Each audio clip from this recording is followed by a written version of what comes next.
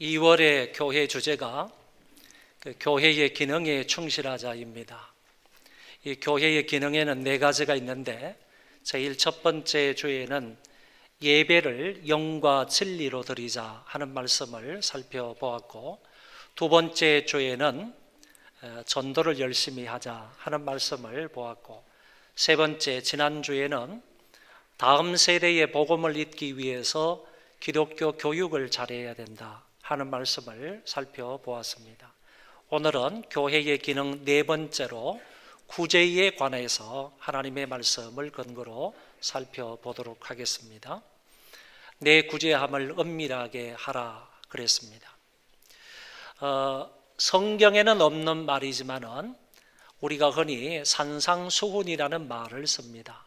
산상수훈이라는 말은 예수님께서 많은 백성들 앞에서 산에서 교훈을 하셨다 하는 의미로 마태복음 5장에서 7장까지를 일컬어 산상수훈이다 이렇게 말합니다. 5장의 내용은 팔복과 의에 대한 객관적인 규범의 말씀이 들어있고, 6장의 말씀에는 의를 행하는 세 가지 예시가 나와 있습니다. 다시 말해서 의로운 생활 중에서 구제하는 것이 의로운 생활 중에 하나고, 기도하는 것도 의로운 생활이고, 아울러서 금식하는 것도 마찬가지이다 하는 말씀인데, 이 가운데서 오늘 저는 마태복음 6장 1절부터 4절에 나타나 있는 의를 행하는 세 가지 예시 가운데 제일 첫 번째 사항인 구제에 관해서 말씀을 살펴보도록 하겠습니다. 본문 전체적인 말씀을 몇 가지로 구분을 해서 말씀을 드리는데, 제일 첫 번째는 그리스도인들은 구제하라는 명령을 받은 자들이다. 그런데 그리스도인들은 모든 그리스도인들, 구약의 그리스도인이든 지금 우리 신약의 그리스도인이든 또 히브리인들 중에 그리스도인이든 아니면 이방인 가운데에서 그리스도인이든 모든 그리스도인들은 다 같이 하나님의 말씀에 근거한 이웃을 구제하라는 명령을 받은 자들이다라고 말할 수 있습니다. 구약 성경에 보면 제일 첫 번째로 구제에 관한 단어가 나오는 말씀이 에스더 9장입니다. 에스더 9장의 말씀에 보면 이때가 부림절 잔치가 있는 때입니다. 이스라엘 백성들이 악한 사람들의 손에 의해서 구원을 받아서 그 구원받은 날을 기념해서 백성들이 잔치를 벌이는데, 이 잔치를 벌일 때, 부림절 잔치를 벌일 때에 이웃을 돌아보라는 얘기입니다. 우리는 먹고 마시면서 잔치를 벌이는데 혹 주위의 사람들 중에 가난한 자가 있으면 그들을 반드시 구제해라 하는 말씀을 에스더 9장에서 하고 있다는 것입니다. 이 말씀으로부터 시작을 해서 구제하라는 말씀을 여러 번 이제 하시는데, 특별히 다음 성경에 나오는 것처럼 잠언서에 구제하라는 말씀이 많이 나옵니다.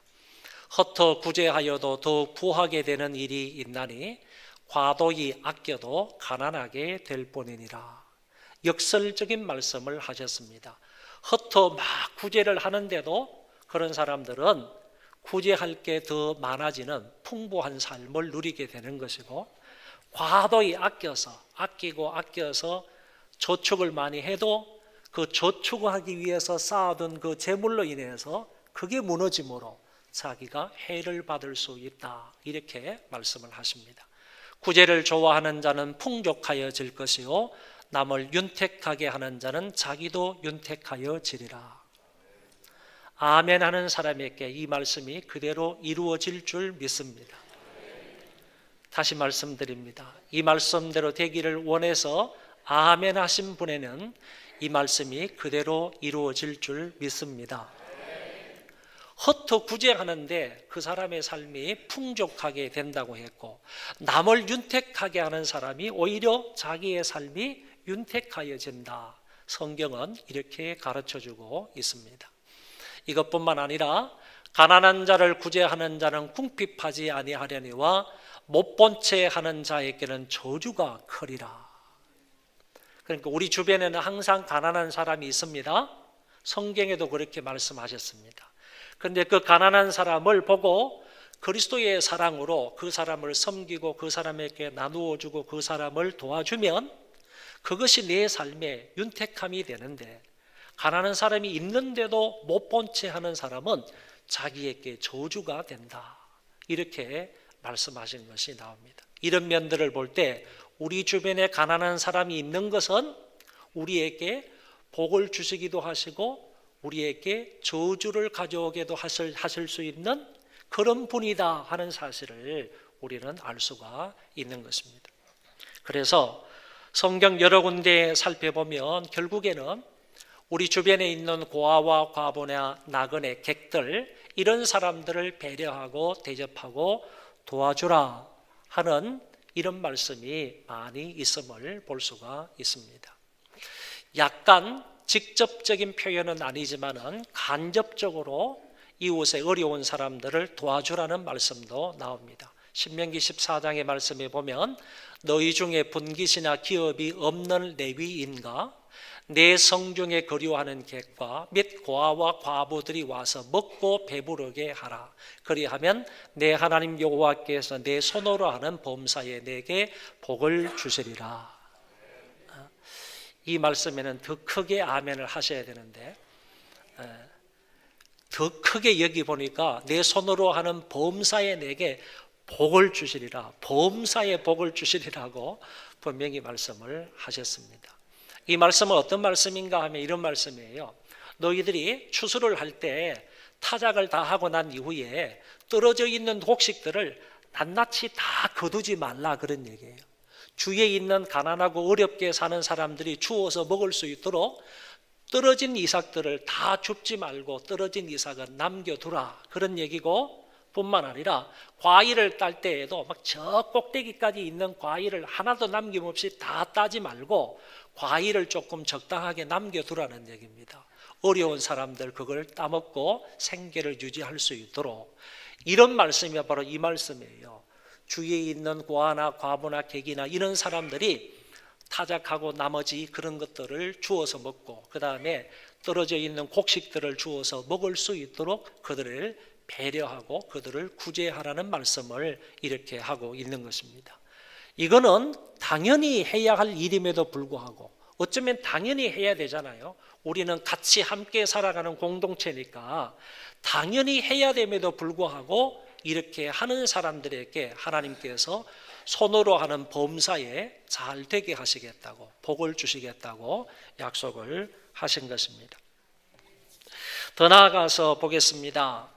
구약에는 여러 말씀들이 있는데 특별히 이런 대예언서, 다시 말해서 대예언자들이 있는데 이사야라든지 예레미야나 에스겔이나 다니엘, 이와 같은 사람들이 써놓은 그런 성경에도 보면 결국에 한마디로 말하면 사회적 약자들을 긍휼히 여기고 압제하지 말고 저들을 돌보라, 구제하라는 말씀이 나와 있는 것을 읽어볼 수 있습니다.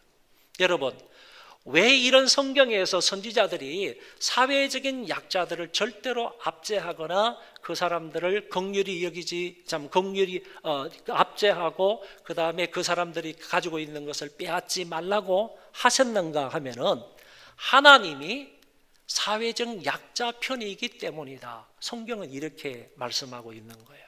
그러니까 내가 만약에 사회적 약자들을 긍휼히 여기지도 않고 압제하게 되면 결국에는 하나님을 긍휼히 여기지 않는 것이고 하나님을 압제하는 것과 마찬가지이기 때문에 그들 편에 서 있는 하나님을 생각을 해서 그들을 압제하지 말고 긍휼과 자비를 베풀어라. 성경은 이렇게 가르쳐 준다는 것입니다.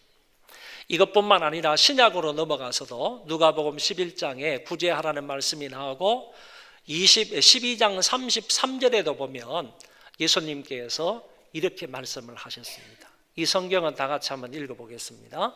너희 소유를 팔아 구제하여 낡아지지 아니하는 배낭을 만들라. 곧 하늘에 둔 바 다함이 없는 보물이니 거기는 도둑도 가까이 하는 일이 없고 좀도 먹는 일이 없느니라. 구제하는 것을요, 하늘나라에 저축하는 것이라고 말하고 있는 거예요. 우리가 구제함으로 인해서 돈 낭비하는 게 아니라는 얘기입니다. 돈 조금 가지고 어려운 사람들을 도와줬다고 해서 내가 가지고 있는 돈 낭비냐? 돈 낭비하는 것이 아니라 하늘나라에 저금하는 것과 같다. 근데 그 하늘나라에 저금하는 것을 이렇게 표현하는 거예요. 낡아지지 아니하는 배낭을 만들라. 그리고 그것은 곧 하늘에 둔 바 다함이 없는 보물이다 라고 말씀을 하셨습니다. 여러분, 구제를 이렇게 표현하고 있다. 예수님께서 이렇게 가르쳐 말씀을 하셨다는 겁니다. 구제는 낭비하는 일이 아니라 하늘나라에 너희들 보물을 쌓아두는 것이다. 하늘나라에 도덕이 없는 그 나라에 보물을 쌓아두는 일이 바로 너희들 구제하는 일이다 라고 말씀을 하셨습니다. 사도행전의 말씀에 보면 정말 하나님의 뜻대로 하나님을 기쁘시게 하는 그런 구제를 했던 사람이 두 사람 나오는데, 첫 번째 사람이 다비다라 하는 도르가라는 사람입니다. 이 사람은 선행과 구제하는 일이 심히 많았다. 여자분입니다. 어떻게 이 사람이 선행과 구제를 했는가 하면 자기가 옷을 만드는데 재주가 있었던 것 같아요. 그래서 열심히 옷을 만들어 가지고 고아나 과부들에게 이 옷을 나누어 준 거예요. 그래서 그 사람들이 상당한 도움을 받았던 것을 말해주고 있습니다. 열심히 옷을 만들어 가지고 이 옷이 없어서 헐벗고 다니는 사람들에게 나누어 주었더니만은 그 사람들이 이 도르가를 통해서 많은 혜택을 받은 겁니다. 많은 혜택을 받았습니다. 그래서 도르가에 대해서 사도행전은 설명하기를 구제하는 일이 심히 많았던 여인이다라고 말씀하고 있습니다. 두 번째 사람은 그 다음 장에 나오는 고넬료라는 사람인데, 고넬료에 대해서 이렇게 말합니다. 백성을 많이 구제하고 그랬습니다. 백성을 많이. 이 고넬료는 로마 사람입니다. 이방인입니다. 점령군의 한 사람입니다. 로마인이고 이방인이고 점령군의 한 사람입니다. 그 사람이 이스라엘 땅을 점령해서 다스리기 위해서 온 사람입니다.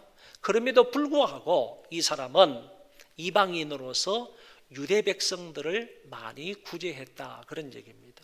점령군으로서요, 점령지의 백성들을 구제한다는 것은 이게 있을 수 없는 일입니다. 그럼에도 불구하고 로마의 장교였던 이 고넬료라는 사람은 이스라엘 백성들을 많이 구제함으로 하나님으로부터도 인정을 받은 사람이라고 성경은 말씀해 주고 있습니다. 더 나아가서 사도행전 24장의 말씀에 보면 사도 바울이 빌립보 지역을 갔을 때, 그 마게도냐입니다. 지금의 유럽 지역이죠.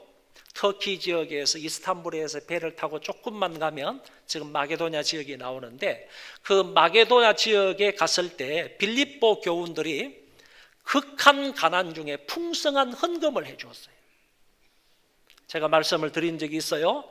극한 가난과 풍성한 연보라는 말은 같이 나올 수 없는 말인데 성경에는 분명히 이 두 말이 같이 나온다는 거예요. 빌립보 교인들은 정말 찢어지게 가난했던 사람이에요. 그럼에도 불구하고 예루살렘 성도들이 너무너무 가난하다고 하니까 그 사람들이 신앙생활을 하는데 신앙을 지키기, 믿음을 지키기 위해서 예수를 믿는 그 믿음 때문에 워낙 가난하게 산다는 얘기를 듣고 자기들도 찢어지게 가난하지만은 예루살렘 성도들을 위해서 구제 헌금을 하는 거예요. 그 구제 헌금이 성경에 보면 그에게 연보라 그랬어요. 작은 돈이 아니었습니다. 자기들은 비록 어렵지만은 우리가 저 예루살렘 교회를 통해서 복음을 들었으니까, 복음을 전해 듣고 구원을 받았으니까 같은 형제 자매가 되었으므로 우리가 어려운 사람들을 외면할 수 없다. 그래가지고 자기들도 어렵고 힘들지만은 이 사람들이 정성껏 헌금을 했는데 그에게 연보가 된 거예요. 이걸 바울 손에 맡긴 겁니다.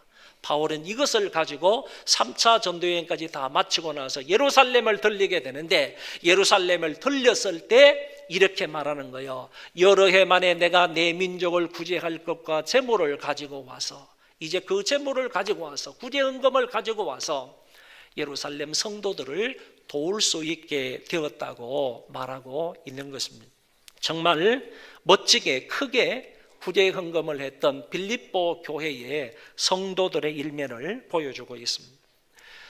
로마서 12장의 말씀을 보면 로마서 12장은 우리가 잘 아는 대로 은사장입니다. 이런 은사 저런 은사에 대해서 설명을 하면서 바울은 구제하는 것도 은사의 일종이다라고 설명을 하는 겁니다. 정말 내가 받은 그리스도의 사랑을 아낌없이 나누어 주는 거예요. 베푸는 거예요. 섬기는 거예요. 이것도 은사라고 얘기하면서 구제하는 은사를 받은 사람이 구제를 할 때는 한 가지 성실함으로 구제하라라고 바울이 말씀을 하셨습니다.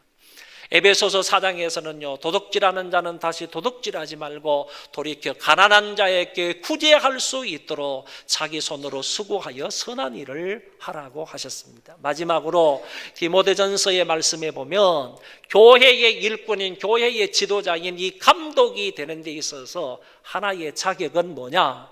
환난 당하는 자들을 구제하는 자여야 한다라고 했습니다.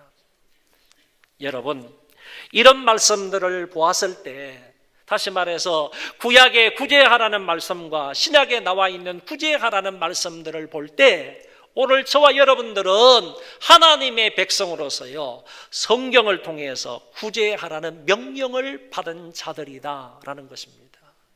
여러분, 이 명령을 외면해서는 안 됩니다.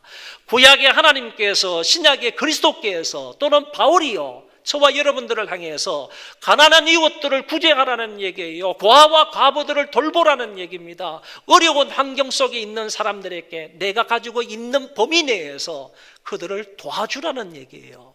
이런 명령을 받고 있는 저와 여러분들이기 때문에 주님의 이 명령을 결코 외면할 수 없다는 사실을 기억하시기를 바랍니다. 큰 두 번째로 넘어가서요, 참된 구제는 사람 앞에서 행하는 것이 아니고 사람의 영광을 얻기 위해서 구제하는 것이 아니라 하나님 앞에서 구제를 할 때 그것이 바로 참 구제가 된다는 사실입니다. 2절에 보면 외식하는 자가 나오는데 원래의 이 외식하는 자, 이 말은 연기하는 배우, 무대의 연기자를 가리켜 말하고 있는 것입니다. 겉과 속이 다른 겁니다. 연기자는요, 자기가 직접 그런 삶을 사는 게 아니라 대본에 나와 있는 인물대로 내가 연기를 하는 것입니다. 그것에 불과한 것이거든요. 자기 삶이 꼭 그렇다는 것은 아니라는 얘기입니다. 내 속과 내 겉이 다른 것을 가리켜서 외식하는 자, 또 달리 말하면 이중생활자라고 얘기할 수 있습니다. 이 외식하는 자에 대해서 예수님께서 말씀을 하신 것입니다. 마태복음 23장에도 보면요, 화 있을진저 외식하는 서기관들과 바리새인들이요, 이런 말이요 무려 23장에는 7번이나 나오고 있습니다. 외식하는 서기관들과 바리새인들이요, 이 말이 동일한 말이 7번이나 성경에 나오더라, 그런 얘기입니다. 이 말은 그처럼 서기관들과 바리새인들의 특징적인 게 뭐냐면은 외식한다는 얘기입니다. 겉과 속이 다르다는 얘기입니다. 이중생활을 하고 있다는 거예요. 겉으로는 하나님을 잘 섬기는 척 하는데 속에는 전혀 그런 것이 없더라는 얘기입니다.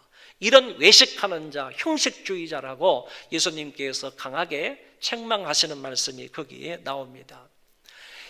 사람에게 영광을 얻으려고 하는 자라는 말이 2절에 나오는데 외식하는 자에 대한 다른 표현입니다. 외식하는 자를 사람에게 영광을 얻으려고 하는 자다, 이렇게 표현을 하고 있는 것이고, 1절에 보면 또 사람에게 보이려고 그들 앞에서 의를 행하는 자다, 이런 말로도 표현을 합니다. 5절과 6절에는 16절입니다. 5절과 16절에서도 동일하게요, 사람에게 보이려고 이런 말이 나옵니다. 자, 주목해 보세요. 구제를 하는데도 사람에게 보이려고 구제하는 사람이 있고, 기도하는데도 사람들에게 보이기 위해서 기도하는 사람이 있고, 금식하는데도 사람에게 보이기 위해서 금식하는 사람들이 있다는 거야. 예수님께서 이것을 말하면서 이거는 다 외식하는 자에 속한다, 그런 얘기입니다. 외식하는 사람이라는 얘기입니다. 이렇게 하는 것은 사람에게 보이기 위해서 구제하고 기도하고 금식하는 것은 전부 다 외식된 생활이라는 거예요.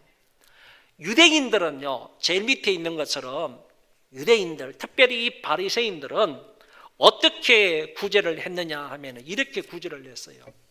많은 사람들이 모인 곳 가운데에서 자기가 앞장서서 가는 겁니다. 앞장서서 다니면서 동전을 한 주먹 이렇게 몇 개를 이렇게 주어가지고 손에 쥐고 호주머니에 넣는 겁니다. 그리고 호주머니 밑에는요 구멍을 내는 거예요. 구멍을 내놓고 이렇게 보다가 다른 사람들이 많이 따라온다 싶으면 그 구멍 속으로요 동전 하나를 쑥 밀어내는 거예요. 구멍 속으로 동전을 쑥 밀어내면 동전이 떨어져서 땡그랑 그러면서 이 바닥에 떨어질 것 아니에요? 그러면 뒤쫓아오는 사람이 그 동전을 줍는 거예요. 선생님 이거 저 동전이 떨어졌습니다. 그러면 그 바리새인이 이렇게 말하는 거죠. 그 동전이 누구의 손에 있는고? 제 손에 있습니다. 그러면 그것은 당신 것일세. 이렇게 하면서 구제를 했다는 거예요. 그러니까 얼마나 가식적인 겁니까? 얼마나 형식적인 거예요. 사람들 많이 보는 가운데에서요 그 짓을 해가지고 동전 하나 사람들에게 나누어 주면서 사람들로 하여금 야, 저 사람 참 훌륭한 사람이다. 저 사람 참 구제를 많이 하는 사람이구나. 저 사람은 선행을 많이 하는, 이런 얘기를 듣기 위해서 그런 행동을 했다, 그런 얘기입니다. 더 나아가서요 그 다음 말씀에 보세요. 이 바리새인들이 동전이나 아니면 돈이나 뭐 물건들을 잔뜩 가지고요 그리고 많은 사람들이 있는 가운데서 나팔을 부는 거예요. 나팔을 불면 가난한 사람들이 그 주위에 모이는 거예요. 가난한 사람들이 모이면 그때서야 자기가 가지고 있는 돈을 몇 푼씩 그 가난한 사람에게 나누어 주는 거예요.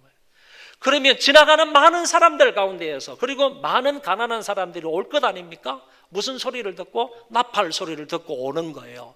그러면 야, 저 사람 참 훌륭하게 선행을 많이 하는 사람이다, 이렇게 평가와 인정을 받을 수 있었다는 얘기죠.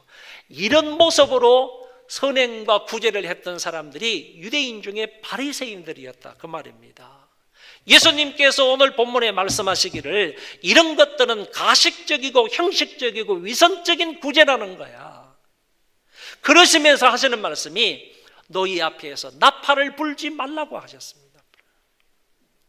그런 사람들은 그 위선된 구제의 결과가 뭐냐? 자기 상을 이미 받았다고 했습니다. 여러분, 자기 상을 이미 받았다는 말은 하나님이 주실 상은 없다, 그런 얘기입니다. 자기 상을 이미 받았다는 거예요. 사람들로부터 칭찬을 받았고, 사람들로부터 인정을 받았고, 사람들로부터 영광을 받았다는 얘기입니다. 그 상으로 끝났다는 거예요. 하나님께서 그들에게 주실 상은 없다는 얘기입니다. 이렇게 예수님께서 오늘 본문에서 명확하게 말씀을 하셨습니다. 그러면 여러분, 정말 참된 구제는 어떻게 해야 하는 것입니까? 이 말씀을 다 같이 한번 읽어보겠습니다. 2절, 3절 시작.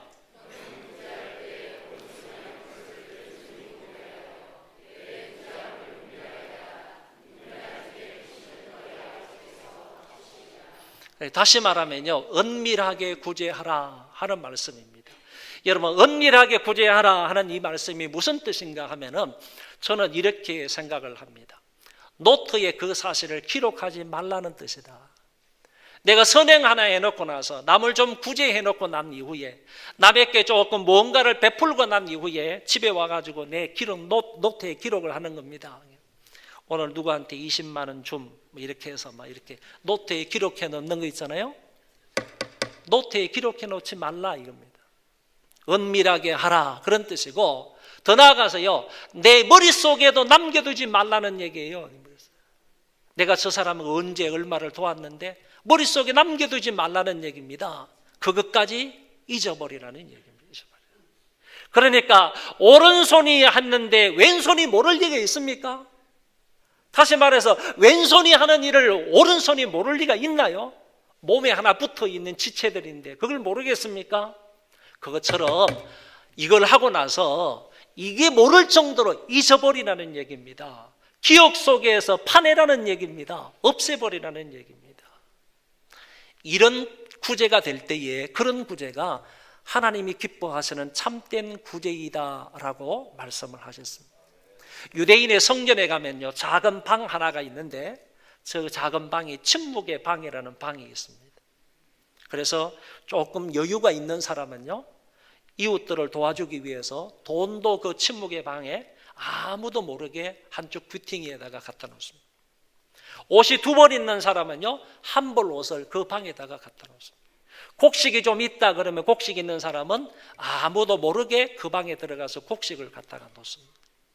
그러면요, 어느 날 가난한 사람들이 들어가 가지고 정말 먹고 살 수 없는 그런 가난 속에 있는 사람들이 들어가서 곡식을 자기가 먹을 만큼 양을 가져다 옵니다. 그리고 옷이 없는 사람은 그 속에 들어가 가지고 옷을 1벌 가져다 옵니다. 그리고 돈이 없는 사람은 그 속에 들어가서 돈이 있으면 그 돈을 가지고 와서 생활에 보탰습니다. 그런 방이 침묵의 방인데, 누가 무엇을 얼마를 갖다 놓는지, 누가 얼마를 갖다가 쓰는지 이거는 아무도 모르게 되어 있는 방입니다. 이 방이 침묵의 방인데, 침묵의 방에다가 이렇게 아무도 보지 않는다 할지라도 하나님 앞에서 이런 구제를 하는 사람이야말로 진정한 의미에서 참된 구제자라고 할 수 있겠다라는 것입니다. 제가 신학교 다닐 때요, 저도 가난한 사람 중에 한 사람인데, 때로는 1,500원짜리 식권을 사지를 못해가지고 밥을 먹지 못했을 수도 있어요. 그런데 식권이 없다고 그래가지고 밥을 먹지 못하는 사람은 우리 신학생들 중에 한 사람도 없었습니다. 3년 동안 신학교를 다니면서, 대학원을 다니면서 왜 그랬는가 하면은 종교생들이 같은 시간에 다 와가지고 줄을 서가지고 식사를 하게 되는데 1,500원짜리 식권을 하나씩 내야지 밥을 먹잖아요. 내가 지금 밥을 먹으려고 하는데 식권이 없습니다. 돈도 없습니다. 그러면 한쪽 귀퉁이에 가면요, 아무도 모르게 이렇게 가려져 있는 한쪽 귀퉁이에 가면 요거만한 바구니를 하나 달아놨습니다. 그 바구니에 누군지는 모르지만은 자기가 좀 여유가 있는 사람은 식권을 2장도 넣어놓고 5장도 넣고 10장도 넣고 20장도 넣고, 여유가 있는 사람은 식권을 사다가 자기가 그 속에 넣어놓는 거예요.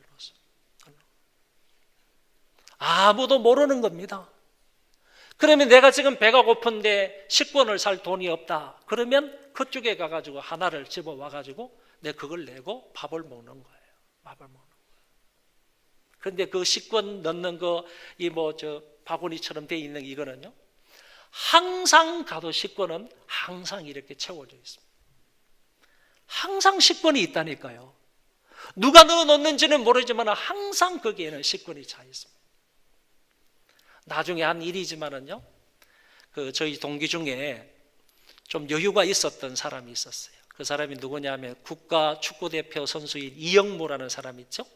이영무라는 사람이 이제 저희 신학 동기인데, 그 사람은 워낙 장학금을 많이 받아. 이쪽 저쪽에서 장학금을 많이 받으니까 자기가 장학금을 받아가지고 또 다른 학생에게 장학금을 주는 거야, 자기가. 그리고 식권도 몇십 장씩 사가지고 거기다가 넣어놓는 거예요. 나중에 한 일입니다. 이렇게 정말로 아무도 보지 않는 가운데에서 하나님 면전에서 하나님 앞에서 이렇게 구제하는 것, 이런 것을 진실된 참 구제라고 할 수 있지 않을까라고 생각을 합니다. 자, 3번째로 넘어가서요, 참된 구제를 하는 자에게 하나님이 은밀히 갚아주신다라는 말씀인데, 4절과 6절과 18절의 말씀에 보면 동일하게 은밀한 중에 보시는 너희 아버지께서 갚으시리라 라는 말씀이 나옵니다. 그런데 이것을 헬라 원문을 근거로 해서 정확하게 번역을 하면 이런 번역이 됩니다. 보시는 너희 아버지께서 은밀하게 갚으시리라 하는 말씀입니다. 여러분, 위의 말씀만, 다시 말해서 오늘 우리가 가지고 있는 성경의 이 말씀하고 제가 이렇게 번역한 이 말씀하고 어떤 차이가 있겠습니까? 차이가 하나 있습니다. 그 차이는 뭐냐 하면은, 은밀하게 라는 말이 보시는 이라는 말을 수식하느냐, 그렇지 않으면 은밀하게 라는 말이 갚아주시리라 라는 말을 수식하느냐, 이 차이입니다. 우리가 가지고 있는 성경은 은밀하게 보시는 을 수식하지만은 제가 번역한 것은 엄밀하게 갚아주시리라 하는 말을 수식하는 것으로 되어 있습니다. 여러분, 참 중요한 말씀입니다. 여기에서 엄밀하게라는 말이 무슨 뜻인 줄 아십니까? 엄밀하게 갚아주신다 하는 이 말은요, 공공연히 갚아주신다, 그런 공개적으로 갚아주신다, 비밀리 갚아주신다는 얘기 아니에요. 비밀리 갚아주신다 그런 얘기가 아니라 공개적으로 많은 사람들이 보는 것처럼 보는 가운데에서 갚아주신다 그런 얘기예요. 그러면 예수님의 이 말씀의 핵심된 내용은 이런 것입니다. 외식자들은, 가식자들의 구제라는 것은요, 사람들 앞에서 떠벌리면서 구제하는 거예요. 내가 이렇게 구제한다, 내가 이렇게 선행을 한다, 내가 이렇게 의롭다 하는 것을 과시하면서 사람들에게 나타내 보이면서 사람들로부터 칭찬을 받기 위해서, 인정을 받기 위해서, 영광을 받기 위해서 그런 목적으로 사람들 앞에 막 떠버리면서 구제를 하는 사람들인데, 이런 사람에 대해서는 하나님이 관심조차도 없다는 얘기입니다. 하나님께서 주실 상이 없다는 얘기입니다. 그런 사람은 이미 자기들의 상을 받았습니다. 그러나요, 우리가 은밀한 중에 구제하는 겁니다. 오른손이 하는 것을 왼손이 모르게 비밀리에 구제를 하는 겁니다. 아무도 몰라주는 가운데서도요, 하나님 면전에서 구제를 하는 겁니다. 그리스도의 사랑을 그들에게 나누어 주는 겁니다. 보태주는 것, 섬기는 겁니다. 그랬을 때요, 하나님께서는 그런 사람의 구제에 대해서는 공개적으로 갚아주신다. 이 말씀이 오늘 본문 말씀의 핵심입니다.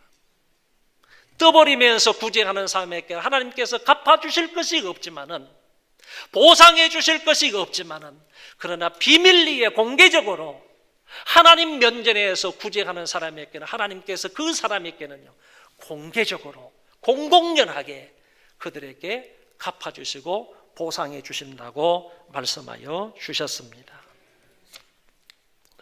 이런 말씀 앞에서도 보았습니다. 과도히 아껴도 가난하게 될 뿐이라 오히려 흩어 구제하면 풍족하게 된다. 여러분, 어떤 삶을 사시겠습니까? 과도히 아끼면서 사시겠습니까? 아니면 흩어 구제하면서 사시겠습니까? 대답 좀 해보시죠.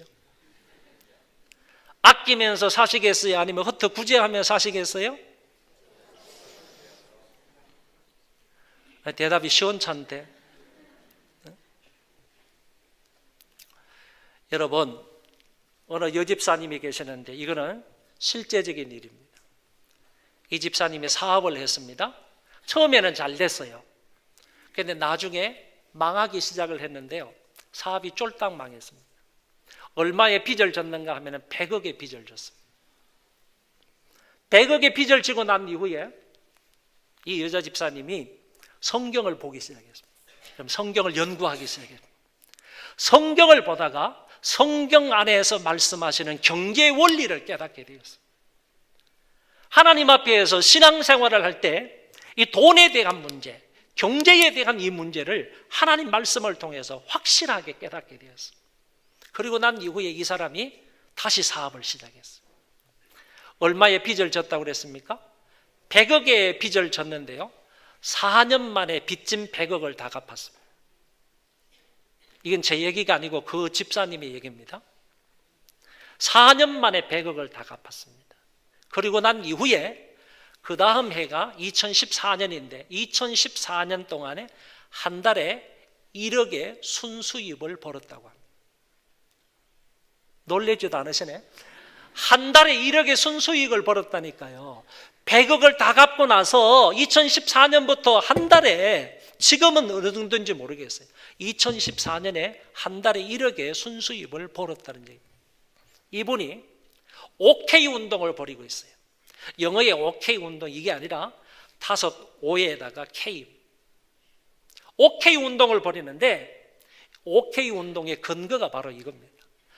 땅에는 언제든지 가난한 자가 그치지 아니하겠으므로 내가 내게 명령하여 이르노니 너는 반드시 내 땅 안에 있는 내 형제 중 곤란한 자와 궁핍한 자에게 내 손을 펼치리라. 내 손을 펼지니라. 이 땅에는 가난하고 궁핍한 사람들이 많다는 거예요. 반드시 내 땅 안에 있는 내 형제 중 곤란한 자와 궁핍한 자에게 내 손을 펼치라. 구제하라, 이런 얘기 아닙니까? 그래서 이 사람은 이 말씀에 감동을 받아서 내가 사는 이곳으로부터 시작을 해서 반경 5km 안에는 이런 곤란한 자와 궁핍한 자가 있어서는 안 되겠다. 그런 사람이 있다면 그런 사람은 내 책임이다. 반경 5km 안에 사는 사람, 곤란한 사람, 어려운 사람, 고아와 가부들은 내가 도와주겠다, 내가 돕겠다. 그래서 이 사람은 사업을 새롭게 시작하면서 OK 운동을 벌인 거예요. 지금 OK 운동을 이 사람은 실천하고 있어요. 왜 사업을 시작하느냐? 왜 내가 돈을 버느냐? 돈을 벌어서 5km 안에 있는 이 가난한 사람들은 내가 책임지기 위해서 사업을 하고 돈을 번다는 거야. 지금도요, 이 여자 집사님 잘 나가고 있습니다. 이름만 되면 여러분 다 아실 거예요. 정말 훌륭하게 하나님의 귀한 일들을 잘 감당하고 있는 그런 분입니다. 여러분, 성경에 보면 반드시 그에게 줄 것이요 줄 때에는 아끼는 마음을 품지 말라. 구제할 때 절대로 아깝다 이런 생각으로 하지 말고 아끼는 마음을 품지 말고 주라. 이로 말미암아 내 하나님 여호와께서 내게 하는 모든 일과 내 손이 닿는 모든 일에 내게 복을 주시리라. 내 손길이 닿는 곳곳마다 아낌없이 그 사람들에게 구제하는 사람에게는 내 손길이 닿는 곳곳마다 하나님이 복을 주신다. 그 다음 말씀 우리가 잘 알고 있는 말씀이에요. 다 같이 한번 읽고 설교를 마치고자 합니다. 시작. 가난한 자를 불쌍히 여기는 것은 구워드리는 것이니 그의 선행을 그에게 갚아주시리라. 가난한 자에게 구워주는 것, 가난한 자에게 나누어주고 가난한 자를 구제하는 것은요, 하나님께 구워드리는 것이에요. 그러니까 우리가 구제하면요, 많이 하면 많이 할수록 하나님은 우리에 대해서 빚진 자입니다. 빚진 자. 하나님이 이 세상에서 빚지고 사실 뿐입니까? 하나님은 절대로 빚지고 사실 뿐이 아니라고요. 우리가 구워주는 대신에 우리가 나누어주고 우리가 구제하는 것 이상으로요, 하나님은 그것을 기억하셨다가 우리에게 30배, 60배, 100배로 반드시 갚아주시는 분인 줄 믿습니다. 저와 여러분들의 작은 구제가요, 절망 중에 있는 자들에게 큰 위로와 희망이 될 수 있습니다.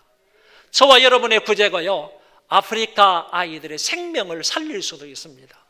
저와 여러분의 구제가 그의 인생을 뒤바꿔 놓을 수도 있고요, 저와 여러분의 작은 구제가 그의 인생을 재건하는 데 좋은 기회가 될 수도 있습니다. 저와 여러분의 작은 구제가 전도와 선교의 동기가 될 수도 있고요, 하나님의 사랑을 느끼게 되는 계기가 될 수도 있습니다. 사랑하는 우리 소망교회 성도 여러분, 외식적으로 구제하지 말고요, 하나님 면전에서요, 순수하게 그리고 진실되게 구제함으로 하나님으로부터 인정을 받고 하나님의 사랑과 복을 많이 받는 우리 모두가 되시기를 바랍니다. 기도하겠습니다. 살아계신